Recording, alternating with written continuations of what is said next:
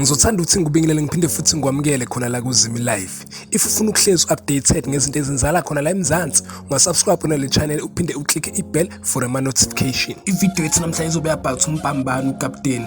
Ukapteni ufike khona lapha last year ngayo lapha u2020.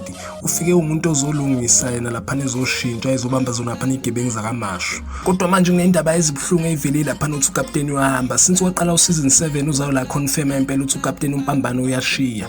The reason ishiya bathi bafuna uku-exclude, bafuna uqala i-storyline esisha. Angazi ukuthi yini inkinga, yini imbangela, because ayenzi sense ukuthi ngishiya ama-character mangabe exoshe yena, kusho ukuthi something e-deep esingayazi, or mhlawumbe bebore. Ngicela ucomment lapho ngitshela ukuthi ucabangani why bemxoshile. Kodwa uyazi mina ngikhona fona ngizokhe ngubhekela because Mpambani character endala kwa-actor khona phana kuyizo kosidingo, usene-experience kule nto le, and futhi mina irole yakhe laphana ngiyibona i-right because uyakufaka ukushisa noma ize sometimes kube nalokho kubhora kodwa kimi uyakufaka ukushisa. Ngeke ngacheka kuwo laphana amanye amasource angitshela ukuthi the reason Mpambani bemkhiphile ingenxa ukuthi bafuna ukureplace wona laphana ama-character amadala, but enye futhi isource ingitshela ukuthi Mpambani the reason bemkhiphile ukungayiphathi kwakhe kahle, akayiphathi kahle nokuphikisana nalaphana nabo laphana o-producer. Ngeke sazi-ke mhlawumbe futhi ezinye inkinga sengaba yiwo laphana inkinga zama-salary, but uyazi mina ngikhona fona ngizokhe ngubhekela because vele into ayenzi sense iya-confuse ukuthi i-character endala ngayo, i-character impela ehlonishwayo ukuthi singavele ixoshwe kuyishow kanjalo